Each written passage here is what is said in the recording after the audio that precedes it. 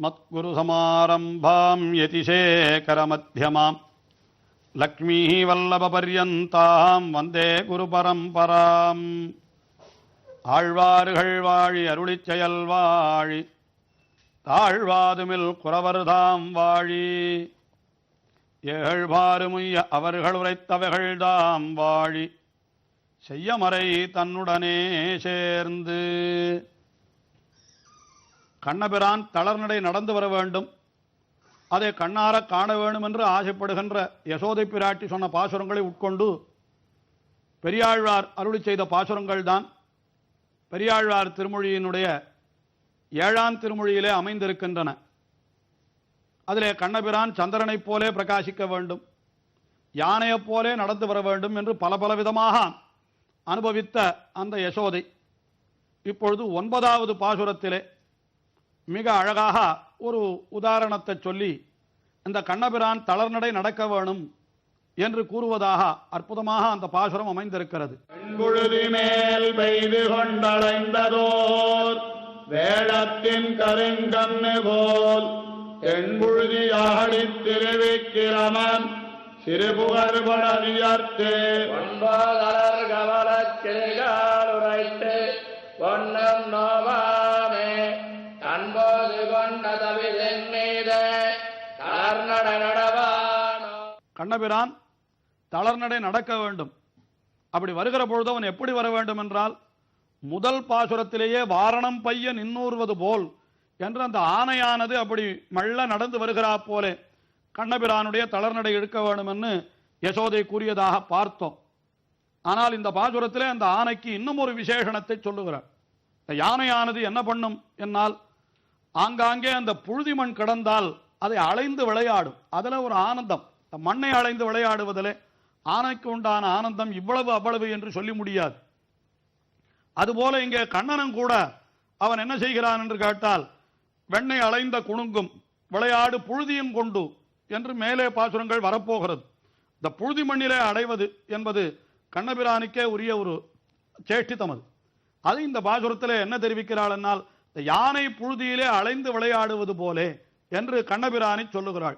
வெண்புழுதி மேல் பெய்து கொண்டு அலைந்ததோர் வேழத்தின் கருங்கன்று போல். அது வெண்புழுதி என்கிறார். இந்த மண்ணானது வெள்ளை வெளையர்னு இருக்கிறதா, அந்த புழுதி மண்ணு அதை தன்மேலே எடுத்து போட்டுக் கொள்ளுகிற ஆணை எப்படி இருக்கிறது என்னால் அது கருங்கன்று என்கிறார். அப்பத்தான் அது இந்த பரபாகம், அந்த பகைத்தொடையாக அந்த வெள்ளையான புழுதியும் அந்த கரிய ஆணையனுடைய கரிய மேனியிலே பட்டால் நன்றாக தெரியும் அல்லவா. அதைத்தான் இந்த பாசுரத்தில் வெண் புழுதி மேல் பெய்து கொண்டு அலைந்தது ஓர் வேழம். வேழம் என்று சொல்லல, வேழத்தின் கருங்கன்று என்று சொன்னான். ஏன்னா கண்ணபிரான் பருவத்திலே சிறியவனாகினாலே அங்கேயும் ஆனை என்று சொன்னாமல் யானை கன்று, யானை குட்டி என்று சொல்லாலே பெரியாழ்வார் அப்படி காட்டுகிறார். அப்படி யானையானது எப்படி வெண்புழுதியை அலைந்து கொண்டு ஒரு ஆனைக்குட்டி எப்படி வருமோ அதுபோல தென் புழுதியாடி இந்த புழுதி மண்ணை எல்லாம் தன்மேலே போட்டுக் கொள்ளுகிறான் எம்பெருமான் அந்த கண்ணபிரான் என்று சொல்றார்.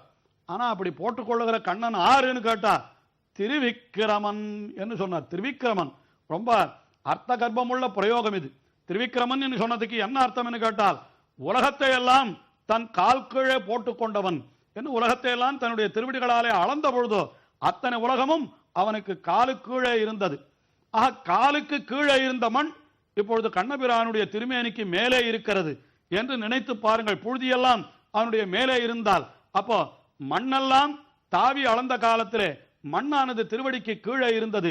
ஆனால் இந்த அவதாரத்திலே, கிருஷ்ணாவதாரத்திலே அந்த மண் எம்பெருமானுடைய திருமேனிக்கு மேலே இருக்கிறது.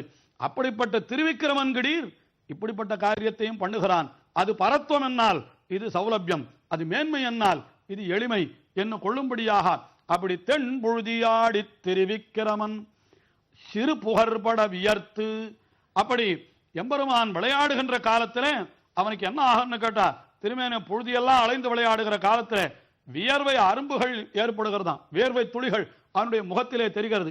அதிலே இந்த புழுதி அலைந்த திருமேனியிலே வியர்வை இன்னும் முத்து முத்தாக தெரிகிறது. அது இன்னும் அழகாக இருக்கிறது பார்க்கிறதுக்கு. அது புகர்பட என்னால் நன்றாக பிரகாசமாகும்படியாக அப்படி அவன் புகர்பட வியர்த்து. அதுக்கு மேலே 9 அலர்கமல சிறுக்கால் நன்றாக மலர்ந்த தாமரை போல இருக்கக்கூடிய எம்பெருமான் தன்னுடைய திருவடிகள், சிறுக்கால் என்னால் சிறிய திருவடிகள், அந்த சிறுக்கால் உரைத்து ஒன்றும் நோவாமே நடக்க வேண்டும், தளர் நடக்க வேண்டும். குழந்தையானது நடந்து வருகிற பொழுது அதற்கு காலிலே உறுத்தக்கூடாது என்பதற்காக கீழே புஷ்பங்களை வாரி இருத்திருக்கிறார்கள். அதைத்தான் தன் போது கொண்ட தவிசின் மீதே, நன்றாக புஷ்பங்களினுடைய தவிசு, அந்த இதழ்கள் எல்லாம் பரவி வைத்திருக்கிற அந்த தரையின் மீது அவனுடைய காலடி சிறிதும் நோவாமல் அப்படி அவன் தளர்நடை நடந்து வருவானோ என்று இந்த பாசுரத்திலே அந்த எம்பெருமான் யானைக்குட்டி போல வர வேண்டும். அதுவும் திருவிக்கிரமனாயிருக்கிறவன் இப்படி ஒரு குழந்தையாக வந்து செய்த செயல், அவன் நடக்கிற பொழுதோ அவனுடைய திருவடிகளுக்கு நோகாமல் இருக்க வேண்டும், வலி உண்டாகாமல் இருக்க வேண்டும் என்று அந்த தன் போது கொண்ட தவிசு என்னும் மலர்களை எல்லாம் விட்டு வைத்திருக்கிறார்கள். அது மெத்தென்று இருக்கிற அதன் மேலே நடந்து வர வேண்டும் என்று இப்படி இந்த 9வது பாசுரத்திலே தெரிவித்தாள்.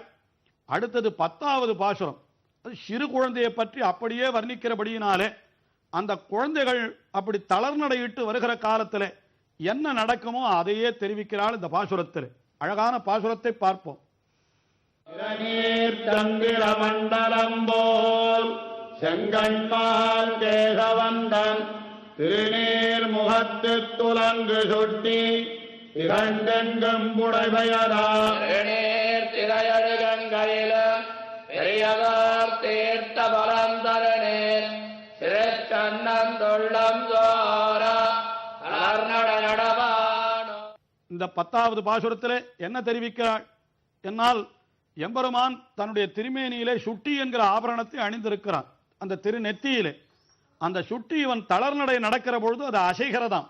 அது எப்படி அசைகிறது என்னால் சொல்றார், திரைநீர் சந்திரமண்டலம் போல் என்று அந்த திரைநீர் அலை எழுகின்ற அந்த கடலுக்கு மேலே ஒரு சந்திரமண்டலம் இருக்குமே, அது எப்படி இருக்கும், அது போலத்தான் திருநீர் முகத்து துலங்கு சுட்டி, கண்ணபிரானுடைய திருமுகத்திற்கு மேலே சுட்டியானது துலங்குகிறது என்றார். என்ன காரணம் என்னால், இந்த கடல் என்கிறது கரிய நிறத்தை உடையதாய் இருக்கும். அதே போல எம்பெருமானுடைய திருமுக மண்டலம் அதுவும் கரிய நிறத்தை உடையதாய் இருக்கிறது. அந்த கடலுக்கு மேலே எழுகின்ற அந்த சந்திரன் வெள்ளவெளேரன் இருப்பான். வைரத்தாலே செய்த சுட்டி என்னால் அந்த கண்ணபிரானுடைய கரிய திருமுக மண்டலத்திற்கு மேலே இருக்கக்கூடிய அந்த சுட்டியும் கூட வெள்ளவெளேர்னு இருக்குமோ இல்லையோ, ஆகையினாலே அந்த சந்திர மண்டலம் போல் துலங்கு சுட்டி என்ன அந்த சுட்டியை வர்ணிக்கிறார்.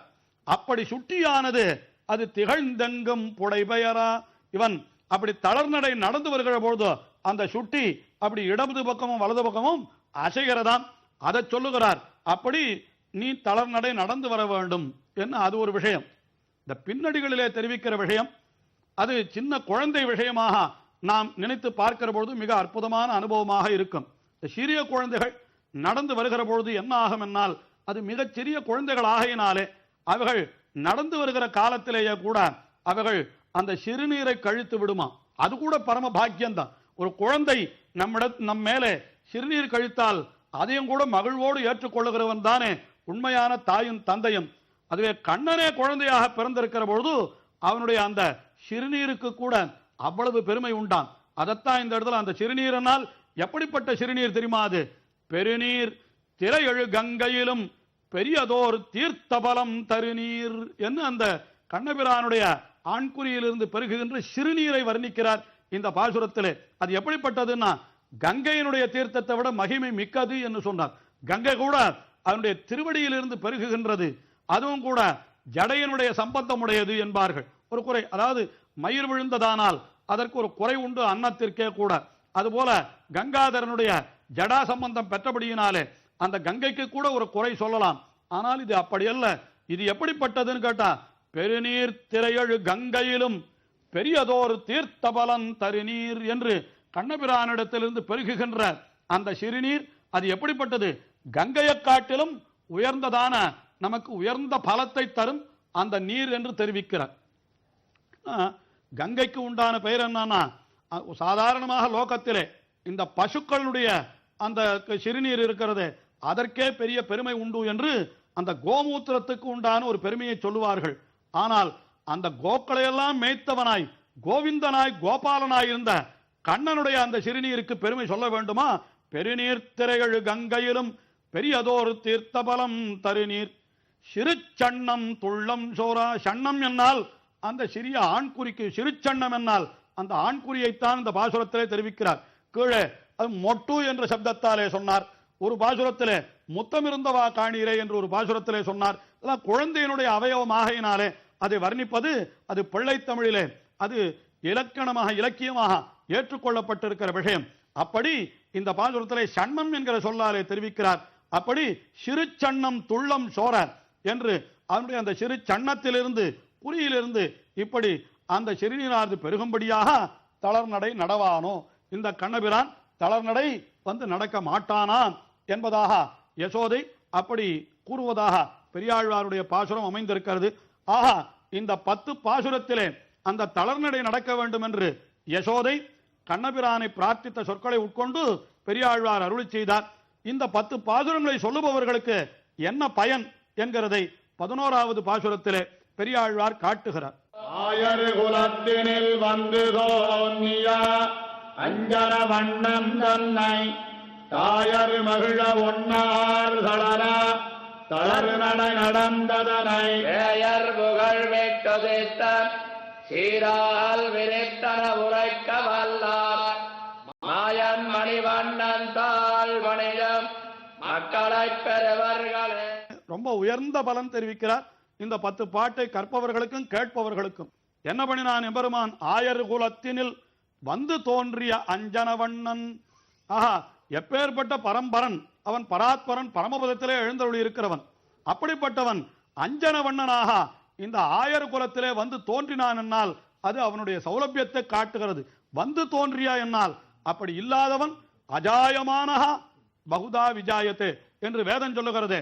அப்படி வந்து தோன்றிய அப்படிப்பட்டவன் அவன் தாயர் மகிழ ஒன்னார் தளர என்று தாய்மார்கள் எல்லாம் மகிழும்படியாகவும் தன்னுடைய விரோதிகள் எல்லாம் அழியும்படியாகவும் அவன் தளர்நடை நடந்தான். அப்படி தளர்நடை நடந்ததனை அந்த இடைச்சி சொன்னாலே யசோதை பிராட்டி.